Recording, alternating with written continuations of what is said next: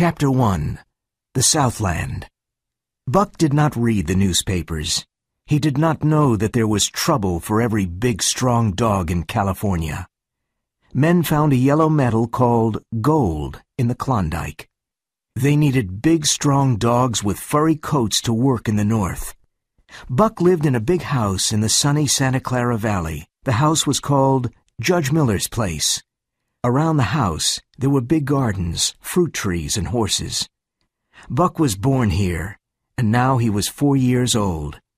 There were other dogs, too, but they were not important. Buck was the king. Judge Miller's place was his. He swam and hunted with the judge's sons. He walked with the judge's daughters. He carried the judge's grandsons on his back and played with them. In the winter, Buck sat at the judge's feet in front of the fire. Buck's father was a big St. Bernard, and his mother was a Scottish sheepdog. Buck weighed 140 pounds, and he was a happy and handsome dog. In the fall of 1897, men from all over the world went to the Klondike. They wanted to find gold, but Buck did not read the newspapers. Manuel was the gardener's helper, and he needed money for his big family. One evening the judge was out of the house, and Manuel and Buck went for a walk. No one saw them leave, and only one man saw them at the railway station. The man talked to Manuel and gave him some money. Then Manuel tied a rope around Buck's neck. Buck let Manuel put the rope around his neck because he was his friend. But when the other man pulled the rope, Buck could not breathe. He was angry, and he jumped at the man. The man caught him, and suddenly Buck was on his back. His tongue was out of his mouth, and he was unable to move. In the past, no one ever did this to him. The two men put him on the train in the baggage car. When Buck woke up, the train was moving. He was angry. The man watched him, but Buck was too quick. He bit the man's hand. That evening, the man took Buck to the back room of a saloon in San Francisco. The saloon keeper looked at his hand. "Only got $50 for it," the man said. "How much did the other man get?" the saloon keeper asked. $100. That makes $150. That's a good price for a dog like him. Come on, help me put him into the crate. Buck tried to attack the two men, but they pulled the rope again and again. Buck suffered terribly. His neck, throat, and tongue hurt a lot. The men took off the rope and threw him into a crate. Buck spent the night in the back room of the saloon. He was very angry. He could not understand why he was there. What did these strange men want? Why was he a prisoner in a crate? Where was the judge? The next morning, 4 men took the crate to the railway station. They put it on a train that was going to the north. For 2 days and 2 nights, Buck did not eat or drink. He was confused and angry. Men on the train laughed at him. He threw himself against the crate. He growled and barked at the men. Buck was very thirsty, but he had no water. His tongue and throat were very dry. His eyes were red, and his anger grew. He was glad for one thing. The rope was off his neck. He did not want another rope around his neck. Chapter 2. The Northland. In Seattle, 4 men carried the crate to a garden with a high wall. A fat man with a red sweater looked at him. Buck threw himself against the crate. He growled and barked.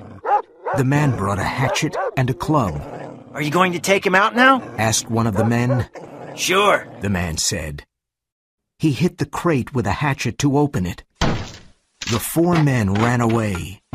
They went to sit on the high wall to watch the show.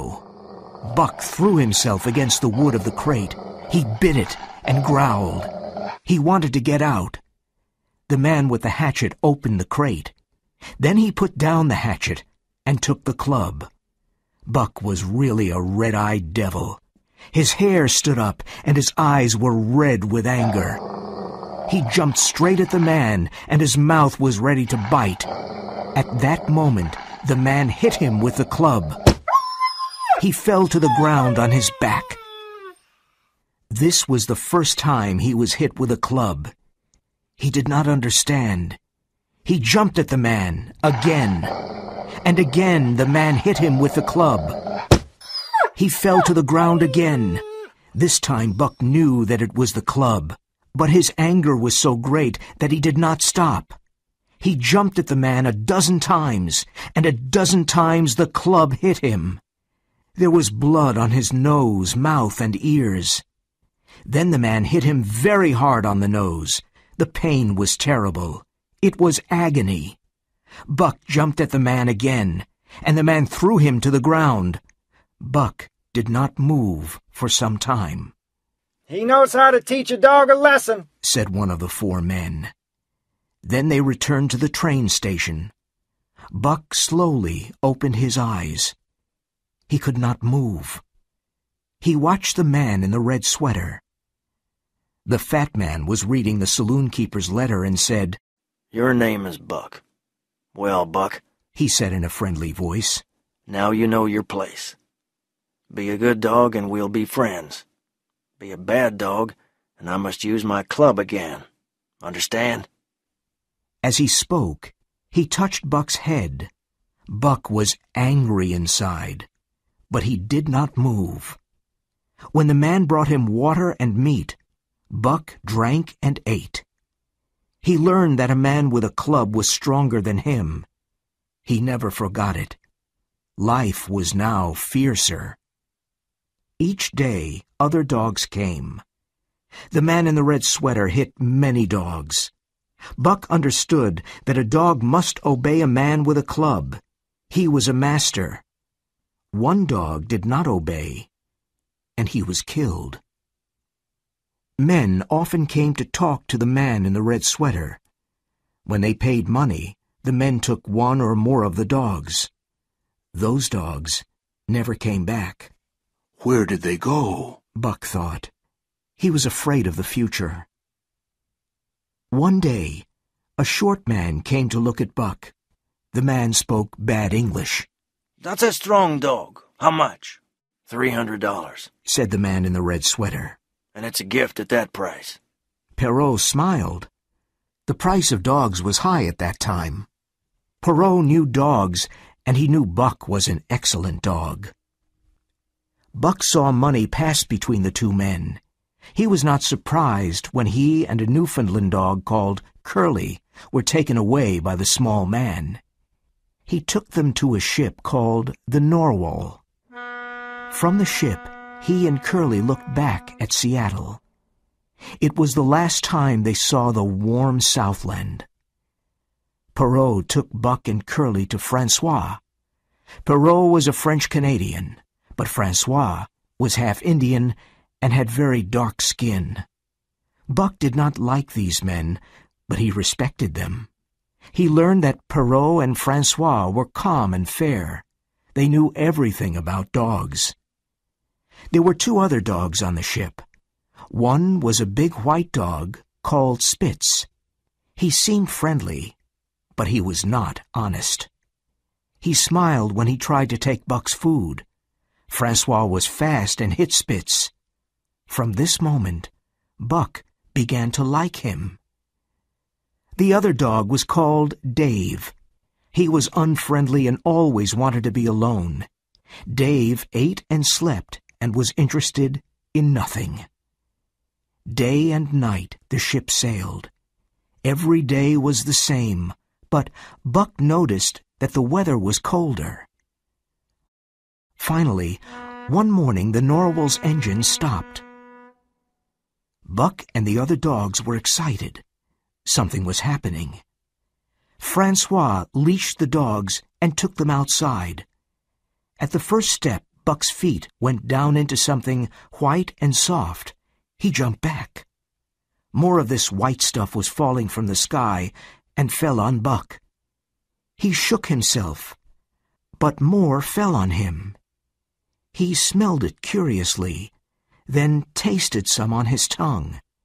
It was like fire, and the next moment it disappeared. This confused him. He tried it again, with the same result. People looked at him and laughed. It was his first snow. Chapter 3. The Law of Club and Fang. Buck's first day at Dyea Beach was terrible. What a change from his comfortable, happy life with the judge in the sunny Southland. Here, there was no peace or rest.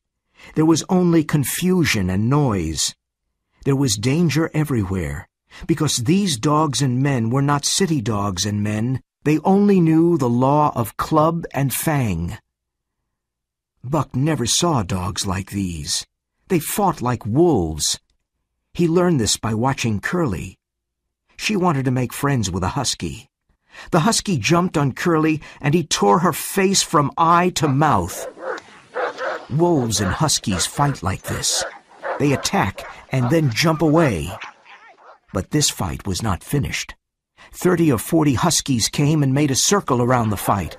Curly attacked her enemy, but the husky bit her again.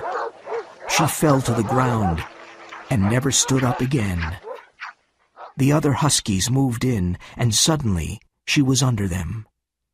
Buck saw Spitz run away with his red tongue out of his mouth. He was laughing. Curly was dead in the snow. Her body was almost in pieces. Buck often saw this scene in his dreams. He understood that when a dog was injured, that was the end. Spitz laughed again, and from that moment, Buck hated him. Soon Buck had another surprise. Francois put a harness on him. Buck remembered the harnesses on horses at home. So now he must work like a horse. He must pull the sled to the forest to get firewood. He was offended, but he decided to work and do his best. He worked with Spitz and Dave and learned a lot from them. He learned to stop when Francois said, Ho!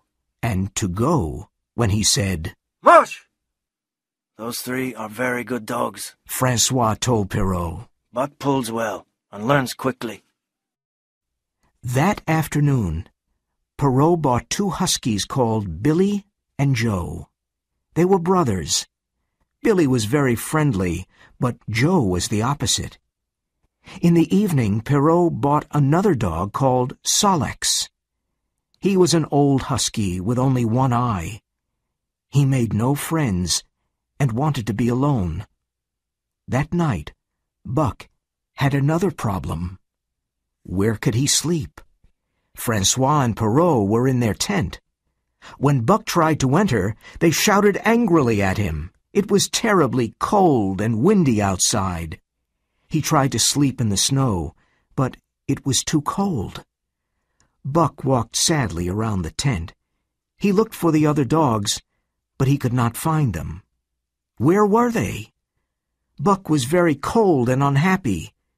He did not know what to do. Suddenly, he fell into a hole. He felt something move, and then heard a friendly bark. Under the snow, in the warm hole, he saw Billy. Billy licked Buck's face with his warm, wet tongue. Another lesson. So that was how the dogs slept.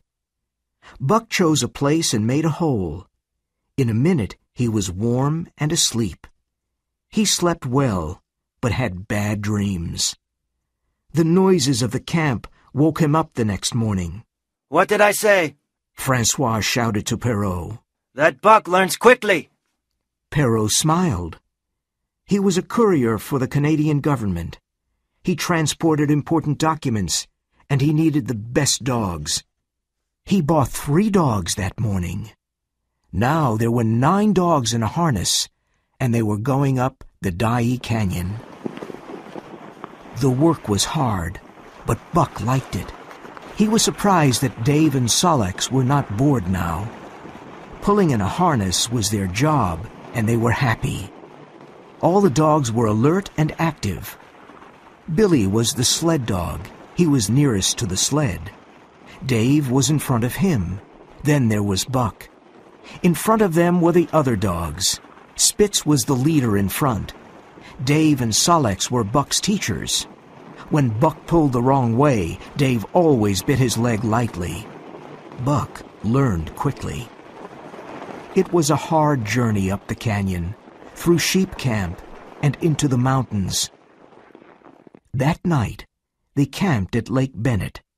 Thousands of gold miners were there.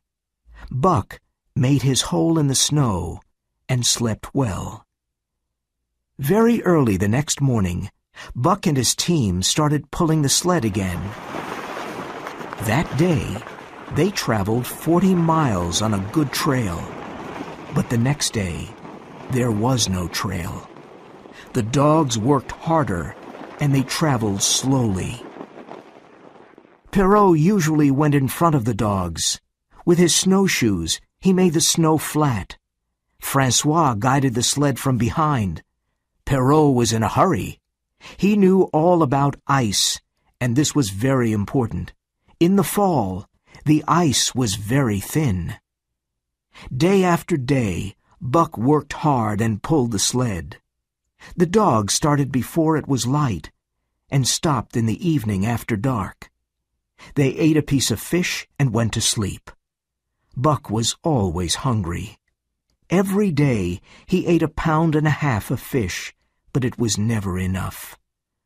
One day he saw another dog called Pike steal meat from Perrault. Buck did the same the next day, and no one saw him.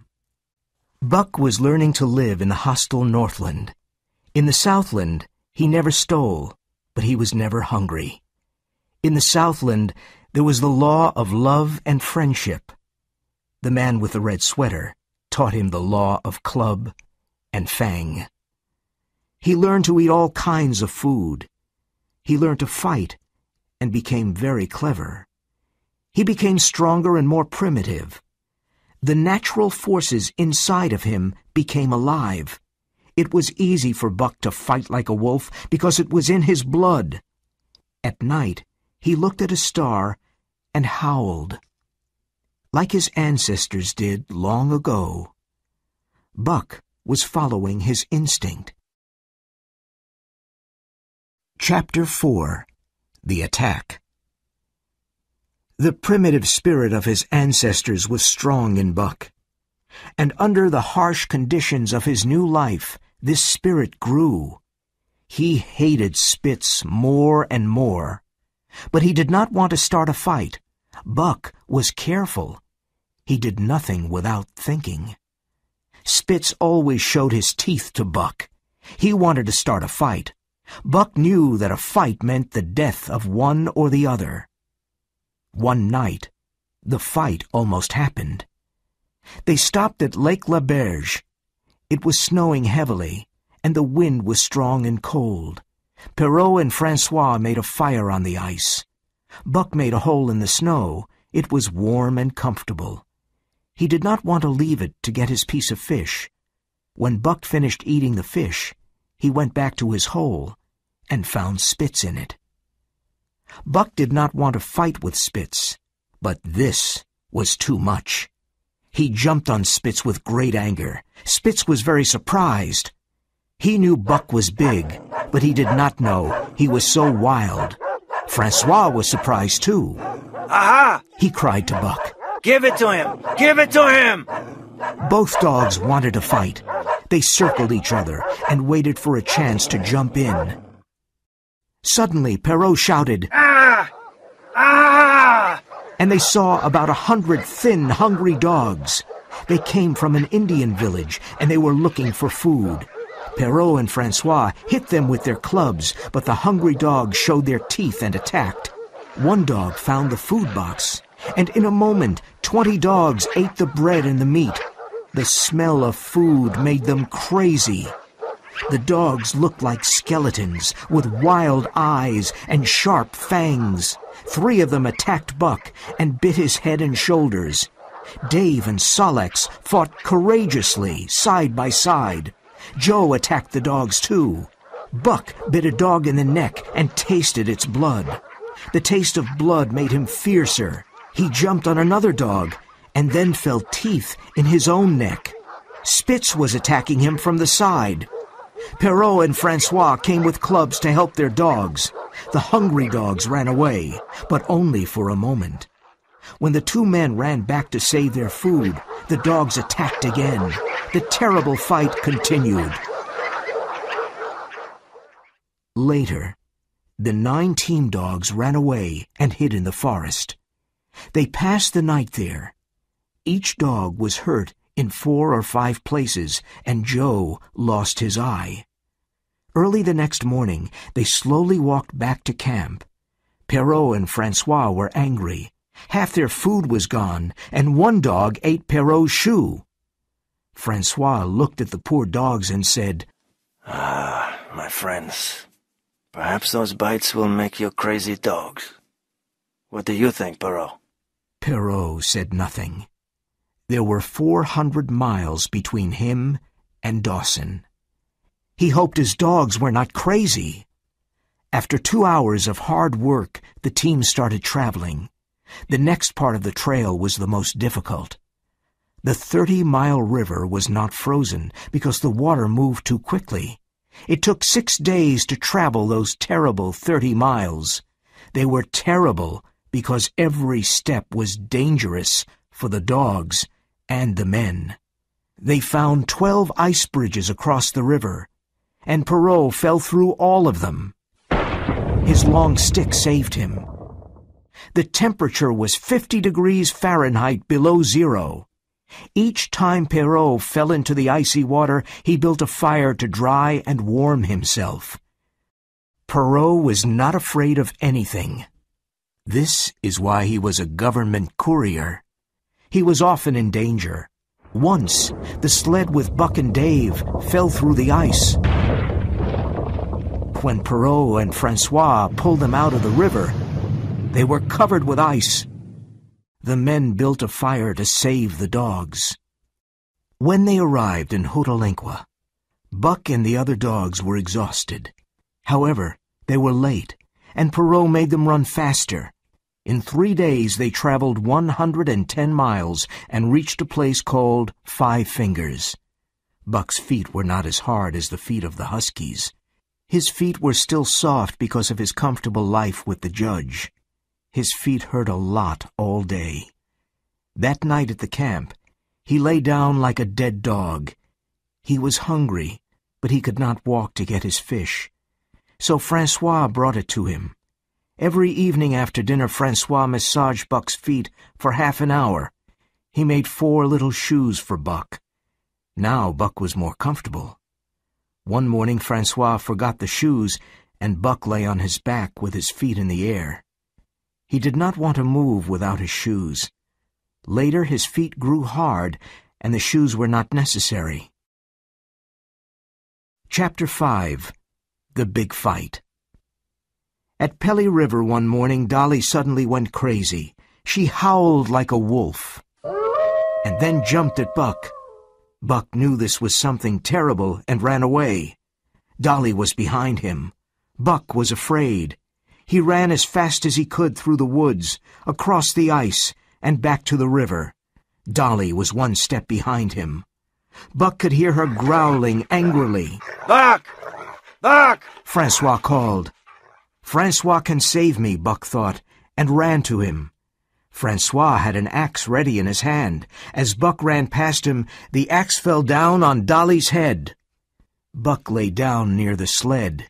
He was exhausted. This was Spitz's opportunity.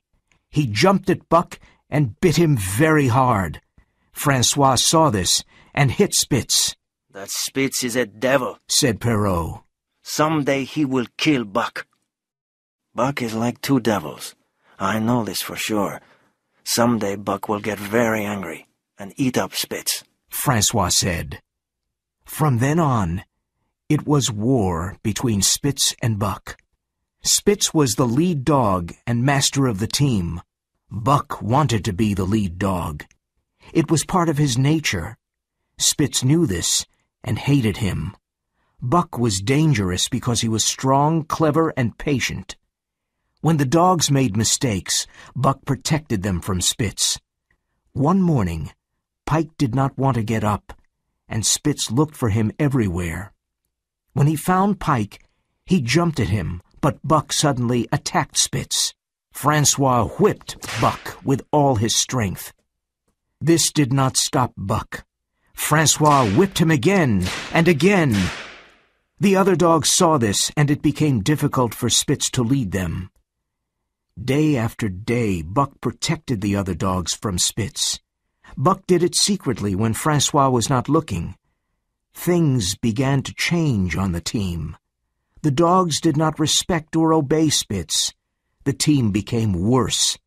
There was always more trouble, and Buck was responsible for it. Francois was worried about Buck and Spitz. Those dogs will have a big fight one day, he thought. But the days passed without a big fight. They arrived in Dawson City on a cold, gray afternoon. There were many men and dogs in Dawson. The dogs did all kinds of work. Buck met some Southland dogs, but most of the dogs were huskies. At night, there was the aurora borealis, and the stars danced in the sky. Every night at 9 o'clock, at 12, and at 3, all the dogs howled together. Buck liked to howl with them. It was a strange song of the night from thousands of years ago. It was the song of Buck's ancestors. It was about the difficulties of life. They left Dawson after 7 days. Perrault had some important letters. He wanted to return to Dyea as fast as possible. The dogs were rested and in good condition. On the first day they traveled 50 miles, and on the second day they were on the Yukon River near Pelly. Francois had many problems with the team. The dogs did not work well together. Buck and Spitz hated each other. The other dogs did not respect Spitz. They were not afraid of him anymore. Francois often stopped the sled because the dogs were fighting. Francois knew that Buck caused the trouble. But Buck was very clever, and Francois never saw him. Buck worked hard, and he loved pulling the sled. One night after dinner, Dub found a snow rabbit. In a moment, all the dogs were running after it. Nearby, there was a camp of the Northwest Police with 50 dogs. The 50 dogs started running after the rabbit, too. The rabbit ran quickly on the soft snow, but it was more difficult for the dogs. Buck led the pack of 60 dogs, and he was very happy. He was hunting his food, and he felt alive. His splendid body moved forward in the white moonlight. In the end, Spitz caught the rabbit. He broke its back with his teeth and threw it in the air. Buck attacked Spitz. The dogs fell in the snow. Spitz bit Buck twice and then jumped away. He watched Buck carefully. Buck knew this was the big fight. Either he or Spitz must die. Their ears went back and they growled angrily. They watched each other carefully and they circled slowly. The night was silent, and everything was white in the moonlight. The other dogs ate the rabbit and then turned to watch the fight. Spitz was a great fighter, and he was intelligent. Buck tried to bite his throat, but Spitz always defended himself. Every time Buck attacked, Spitz moved away and bit him on the side. Soon Buck was covered with blood. The fight was desperate. But Buck had a good imagination. He fought with his instinct, but also with his head. Buck attacked again. But at the last minute, he went under Spitz and bit his left leg. The bone broke, and Spitz stood on 3 legs. Buck attacked 3 more times and then broke his right leg. There was no hope for Spitz now. The silent circle of dogs moved closer to Spitz. They waited for the end. Then Buck attacked again. Spitz fell down on the snow. He disappeared under the circle of the other dogs. Buck stood and watched. He was the champion. Chapter 6. The New Lead Dog. The next morning, Francois could not find Spitz, and he saw Buck covered with blood. "What did I say? Buck is a great fighter," said Francois. Perrault looked at the wounds on Buck's body and said, "That Spitz fought like a devil, and Buck fought like two devils." Francois said, "Now we can travel faster. No more Spitz, no more trouble." Francois started to harness the dogs. Buck walked to Spitz's old position, but Francois put Solex in the lead position. Buck jumped angrily at Solex. "Eh!" Francois cried. "Look at that Buck. He killed Spitz, and now he wants his place. Go away, Buck." But Buck did not move. Solex was not happy. He was afraid of Buck. When Francois turned his back, Buck pushed Solex away. Francois was angry. "Now I'll show you." He went to get a heavy club. Buck remembered the man in the red sweater and moved away. "Come here, Buck," said Francois. Buck did not obey. He wanted to be the lead dog because he won the fight with Spitz.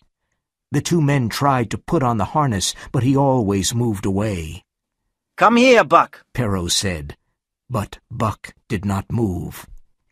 It was late. Francois put Solex in his old place. Perrault looked at his watch, and he was angry. "Put down the club, Francois." Francois put down the club, and Buck came to the front of the team. Francois put on the harness, and the sled started moving. Buck was an excellent lead dog. He moved and thought quickly. The other dogs worked harder with Buck. The team traveled faster and faster. "Buck is the best dog, the very best," Francois said. It was 45 degrees Fahrenheit below zero. Some days the dogs traveled 60 miles or more. After 14 days, they reached Skagway. The dog team was the center of attention. Then the two men received orders from the Canadian government. Francois put his arms around Buck and cried. Then the two men left, and Buck did not see them again. Another man took Buck and his team back to Dawson. The sled was very heavy because it carried mail for the gold miners. Buck did not like it, but he and the other dogs worked hard. It was not an interesting life. One day was like another. They started before it was light. At night, they camped, and this was the best part of the day. The dogs ate some fish and rested by the fire. Buck loved to rest by the fire. Sometimes he thought of Judge Miller's big house and his life there. He also thought about the man in the red sweater, the death of Curly, and the big fight with Spitz. Other times he remembered his parents, his ancestors, and the world of long ago. The journey was hard, and the mail was heavy. The dogs were tired and weak. They needed a long rest. But after only 2 days, they were traveling again. The dogs and the men were unhappy. Each night, the men took care of their dogs. They looked at their feet, but the dogs became weaker every day. Billy cried in his sleep and was very unfriendly. Dave was tired and ill. Something was wrong with him. When they stopped in the evening, he lay down and did not stand up until morning. The men were worried about Dave. They did not understand his illness. One day, Dave could not pull the sled any more. He cried sadly when Solex took his place. The next morning, Dave could not move. The driver took his pistol and walked away. The dogs heard a shot. The man came back quickly, and the sled moved again.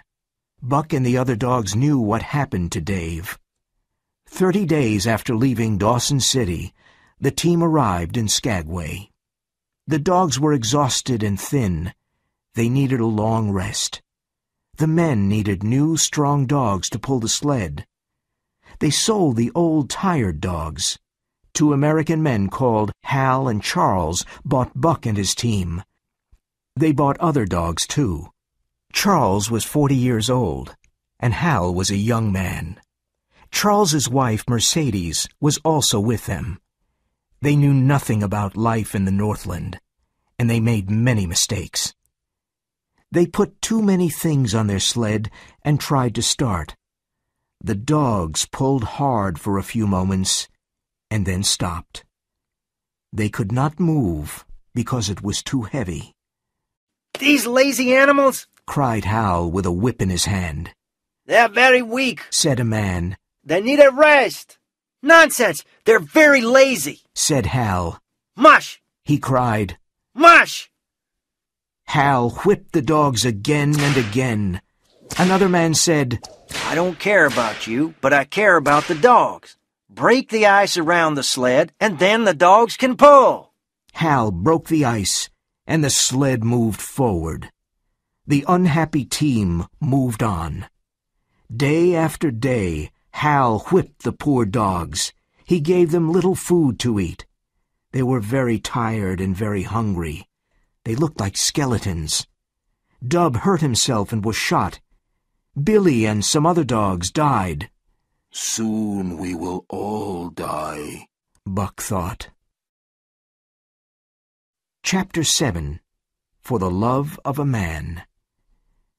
Only 5 dogs reached John Thornton's camp: Joe, Pike, Sol-leks, Teek, and Buck. They fell on the ground and could not move. They were almost dead.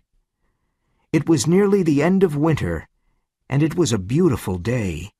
John Thornton was repairing an axe. "Is it safe to cross the river here?" asked Hal. "Oh, no, it's very dangerous. The ice is too thin," answered Thornton. Hal looked at him and said, "I don't believe you.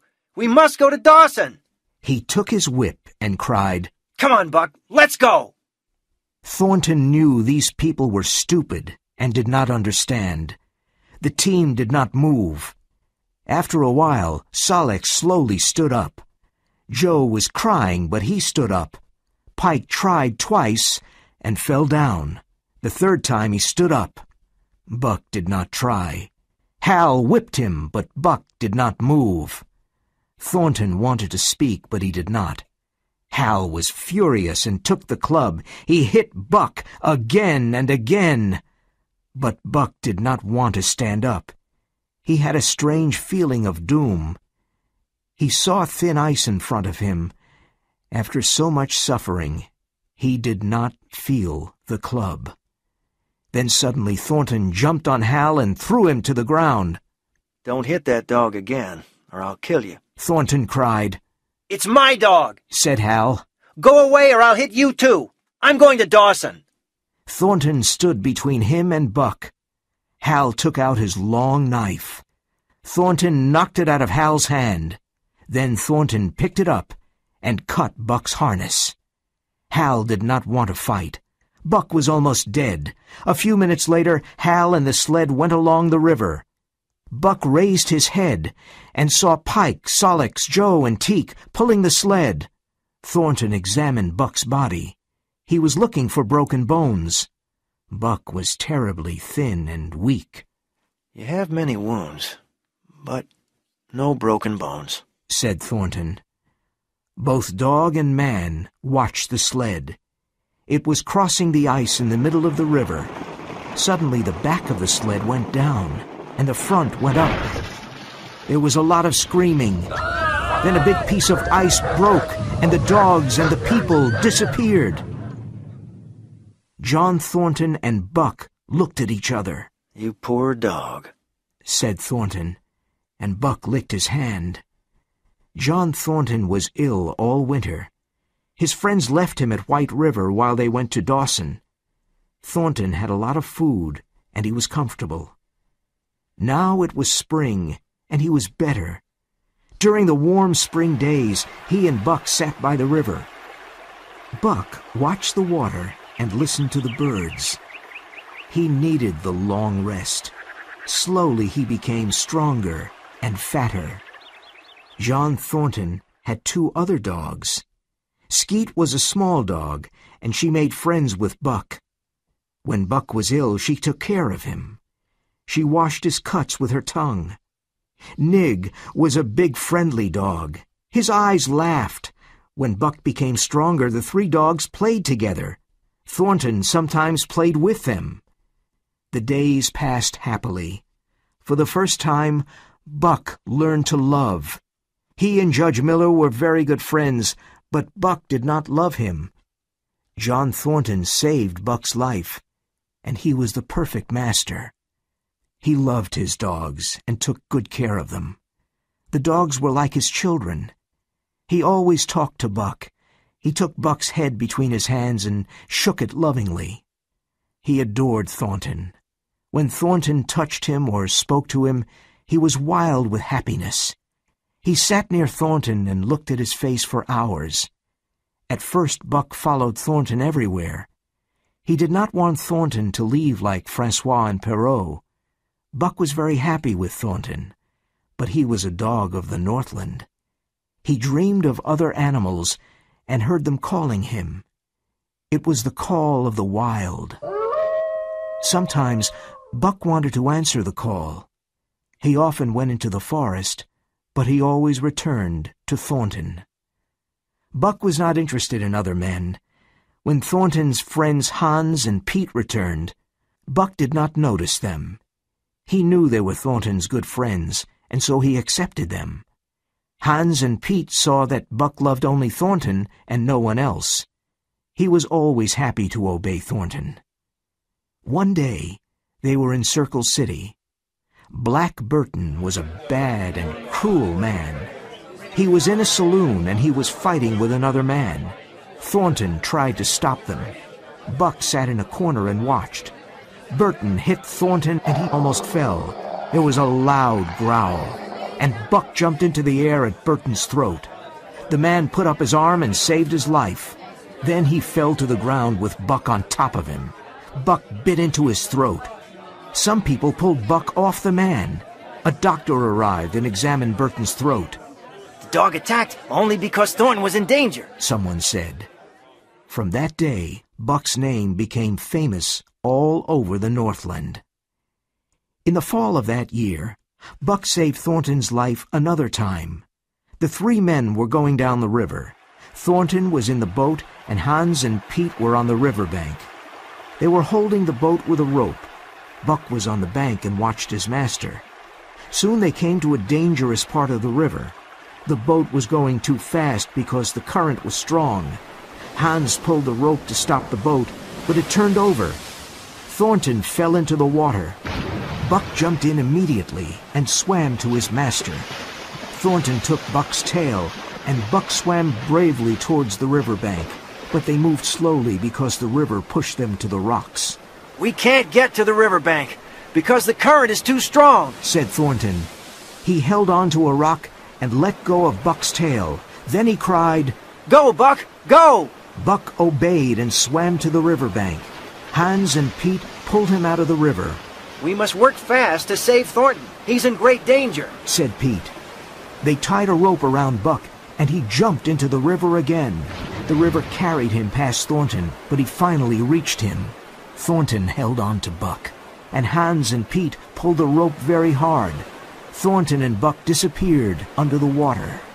When Hans and Pete pulled them out, they both seemed dead, but they slowly opened their eyes. Thornton examined Buck's body and found 3 broken bones. "We must camp here until Buck is better," said Thornton. Chapter 8. The Winner. At Dawson that winter, Buck did something that made him very famous in the Northland.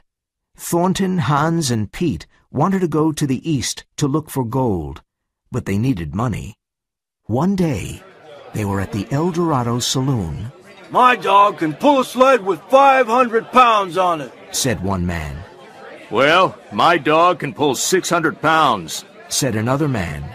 "Really? Well, my dog can pull 700 pounds, said a third man called Matthewson. "That's nothing," said Thornton.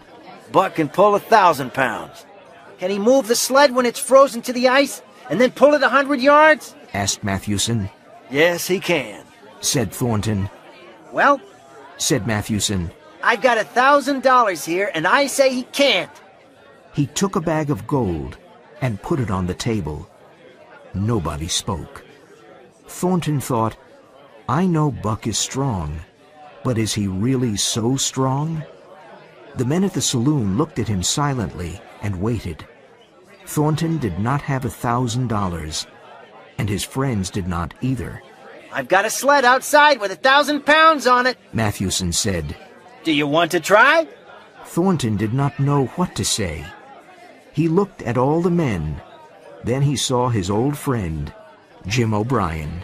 Can you lend me $1,000, Jim? Thornton said softly. Sure, said O'Brien. but I don't think your dog can do it. Everyone went into the street.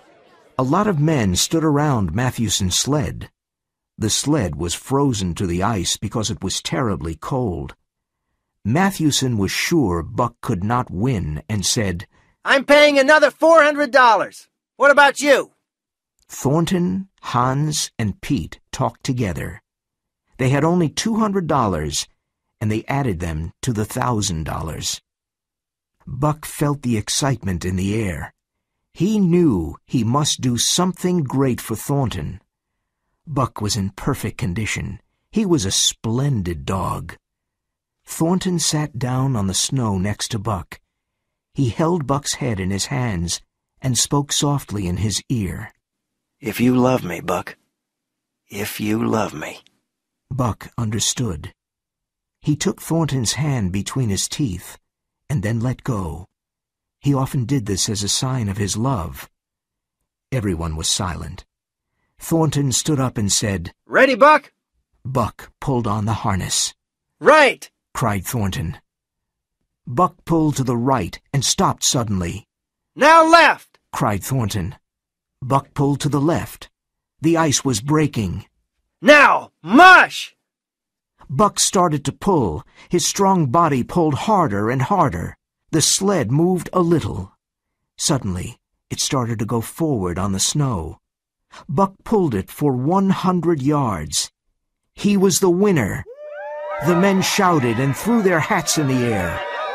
Thornton was on the snow with Buck. He took his head and shook it. He was crying with happiness. Buck had Thornton's hand between his teeth. In 5 minutes, Buck made $1,600 for Thornton and his friends. With this money, they could travel to the east to look for a lost gold mine. No one knew where it was. It was a mystery. The 3 men with Buck and 6 other dogs started to go east. They traveled up the Stewart River and into the Mackenzie Mountains. Thornton was not afraid of the wild. He hunted his food during the day. Buck was very happy. He loved hunting, fishing, and traveling. They camped in different places and looked for gold. In the summer they built small boats and crossed mountain lakes and went down rivers. The months passed, and they continued to travel in the unknown country. In the winter they found an old cabin, but they did not find the gold mine. Then in the spring they found a stream with gold in it. It looked like yellow butter. Every day the men worked hard and found lots of gold. They put it in many big bags. Each bag had 50 pounds of gold. The dogs did nothing except watch the men and eat. Buck spent many hours sitting by the fire and dreaming. Sometimes during the day he heard a call from the forest. He listened and ran off into the forest. He loved running under the tall trees and looking at the birds. One night he woke up suddenly. He heard the call again. It came from the forest, and it was a long howl. He ran into the forest and followed the sound. He came to an open space in the trees and saw a wolf. He was sitting, and his nose was up in the air. He was looking at the sky. Buck walked towards him slowly and silently. The wolf stopped howling and ran away. Buck followed him. After some time, the wolf stopped and growled at Buck. He was afraid because Buck was much bigger. But Buck did not want to fight. He wanted to make friends with the wolf. The wolf understood, and they touched noses. They became friends and played together. They ran for hours through the forest and under the open sky. Old memories came back to Buck. He was very happy. They stopped by a stream to drink, and Buck remembered John Thornton. The wolf wanted Buck to follow him, but Buck turned and slowly went back. The wolf followed him for a while. Then he sat down and howled. It was a sad howl. Thornton was eating dinner when Buck returned. He jumped all over Thornton and licked his face. For 2 days and nights, Buck never left camp. He followed Thornton everywhere, but soon Buck heard the call again. He thought about his wild brother in the forest. Buck began to sleep out at night. He stayed away from camp for 3 or 4 days. Once he stayed away for a week. He looked for his wild brother, but could not find him. He fished in the streams and killed animals for food. Every part of his body was alive and healthy. He was stronger and faster than other dogs. There was so much energy in Buck. One day Buck was going to the forest, and Thornton said, "What a fantastic dog." Hans and Pete agreed. Chapter 9. The Call of the Wild. In the fall, many moose came to the valley because it was warmer. Buck wanted to hunt a big moose. The biggest moose was 6 feet tall and had enormous antlers. He was much bigger and stronger than Buck. When he saw Buck, he growled angrily. Buck followed the moose for many hours. He was clever and thought, "I must separate him from his group." It was not easy, but by evening, the moose was away from his group. Buck started to attack him. Wild animals are patient. They do not hurry. They wait for the right moment, and then they attack. Buck knew how to wait. For 4 days, Buck attacked and jumped away. Then he danced in front of the big moose. He never left him alone. The moose could not eat, drink, sleep, or rest. He became very tired and very weak and stopped for long periods. So Buck ate, drank, and rested. At the end of the 4th day, Buck killed the big moose. For a day and a night, he stayed by the dead moose and ate and slept. When he was rested and strong, he decided to return to John Thornton. When Buck was 5 miles from camp, he smelled something strange, something terrible. He started running fast. The forest was silent. There were no birds and no small animals. Near some trees, he found the dead body of Nig. He had an arrow in his body. He found another sled dog with an arrow in his neck. Near the camp, Buck heard voices singing. Then he found Hans' body with arrows in his back. A wild, terrible anger grew in Buck. He could not control his anger. He saw the Yeehat Indians dancing at Thornton's camp, and he suddenly attacked them. He wanted to destroy them. Buck was faster than the wind. He jumped at the Indians with all his strength and anger. He cut the throat of 2 Indians with his sharp teeth. Nothing could stop him, and he killed many Yeehats. He was like a devil. The Indians escaped into the forest, but Buck followed them. When Buck returned to the camp, he found Pete's body. He followed Thornton's smell to a pool. Buck knew Thornton's body was in the pool. He stayed by the pool all day. He knew John Thornton was dead. Now, he was very sad and alone. When he looked at the dead Yeehats, he was proud of himself. That night there was a full moon. Buck heard the sounds of the forest. They became louder. It was the call of the wild, and he was ready to obey. John Thornton was dead. He was completely free. A wolf pack entered Buck's valley. He watched them silently. They were afraid because Buck was so big. Then one wolf jumped at Buck, and he attacked and broke the wolf's neck. 3 other wolves jumped at him, but he attacked them. Finally, all the wolf pack attacked Buck. He jumped at them with his great strength and intelligence. They could not stop him. After half an hour, the pack went away. They were very tired. One wolf was friendly and went close to Buck. Buck remembered him. It was his wild brother. They touched noses. Other wolves came to make friends. An old wolf sat down, looked at the moon, and howled. The others sat down and howled too. Buck did the same. Soon the wolves were all around Buck and smelled him. Then they ran into the forest, and Buck ran with them. His wild brother ran by his side. Perhaps this is the end of Buck's story. But after a few years, the Yehat Indians saw that some wolves had brown in their gray coats. They also saw a ghost dog at the front of the wolf pack. When the Yehats follow the moose, they do not enter a certain valley. In the summer, there is a visitor in that valley, a big, golden brown wolf. He is bigger than any other wolf. He goes to a yellow stream, stops there, and then howls. But he is not always alone. He is the leader of the wolf pack. He runs in the moonlight and sings the song of the pack. He needed money for his big family. One evening the judge was out of the house, and Manuel and Buck went for a walk.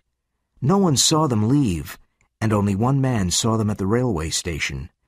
The man talked to Manuel and gave him some money. Then Manuel tied a rope around Buck's neck. Buck let Manuel put the rope around his neck because he was his friend. But when the other man pulled the rope, Buck could not breathe. He was angry, and he jumped at the man.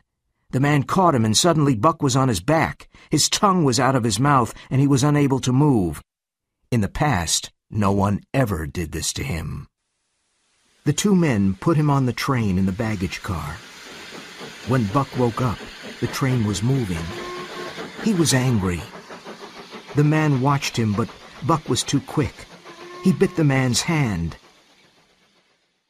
That evening, the man took Buck to the back room of a saloon in San Francisco.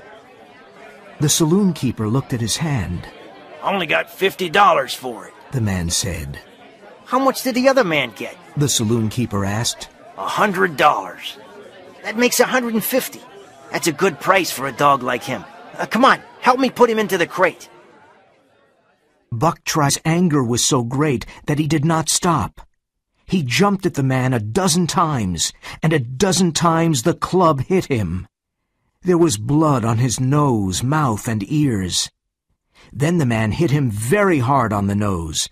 The pain was terrible. It was agony. Buck jumped at the man again, and the man threw him to the ground. Buck did not move for some time. "He knows how to teach a dog a lesson," said one of the 4 men. Then they returned to the train station. Buck slowly opened his eyes. He could not move. He watched the man in the red sweater. The fat man was reading the saloon keeper's letter and said, "Your name is Buck. Well, Buck," he said in a friendly voice, "now you know your place. Be a good dog and we'll be friends. Be a bad dog and I must use my club again. Understand?"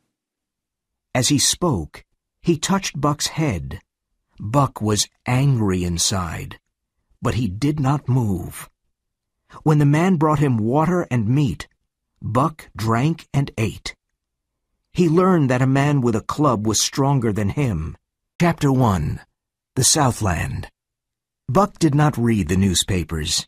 He did not know that there was trouble for every big, strong dog in California. Men found a yellow metal called gold in the Klondike.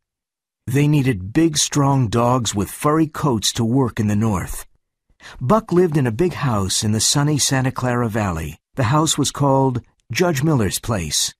Around the house, there were big gardens, fruit trees, and horses. Buck was born here, and now he was 4 years old. There were other dogs, too, but they were not important. Buck was the king. Judge Miller's place was his. He swam and hunted with the judge's sons. He walked with the judge's daughters. He carried the judge's grandsons on his back and played with them. In the winter, Buck sat at the judge's feet in front of the fire. Buck's father was a big St. Bernard, and his mother was a Scottish sheepdog. Buck weighed 140 pounds, and he was a happy and handsome dog. In the fall of 1897, men from all over the world went to the Klondike. They wanted to find gold, but Buck did not read the newspapers. Manuel was the gardener's helper, and he the Northland. In Seattle, 4 men carried the crate to a garden with a high wall. A fat man with a red sweater looked at him. Buck threw himself against the crate. He growled and barked. The man brought a hatchet and a club. Are you going to take him out now? Asked one of the men. Sure, the man said. He hit the crate with a hatchet to open it. The 4 men ran away. They went to sit on the high wall to watch the show. Buck threw himself against the wood of the crate. He bit it and growled. He wanted to get out. The man with the hatchet opened the crate. Then he put down the hatchet and took the club. Buck was really a red-eyed devil. His hair stood up and his eyes were red with anger. He jumped straight at the man and his mouth was ready to bite. At that moment, the man hit him with the club. He fell to the ground on his back. This was the first time he was hit with a club. He did not understand. He jumped at the man again. And again the man hit him with the club. He fell to the ground again. This time Buck knew that it was the club, but he had to attack the 2 men. But they pulled the rope again and again. Buck suffered terribly. His neck, throat, and tongue hurt a lot. The men took off the rope and threw him into a crate. Buck spent the night in the back room of the saloon. He was very angry. He could not understand why he was there. What did these strange men want? Why was he a prisoner in a crate? Where was the judge?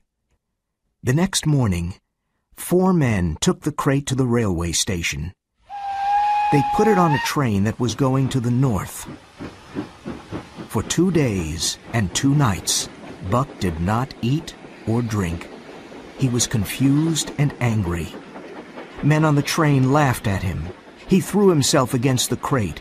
He growled and barked at the men. Buck was very thirsty, but he had no water. His tongue and throat were very dry. His eyes were red, and his anger grew. He was glad for one thing. The rope was off his neck. He did not want another rope around his neck. Chapter 2.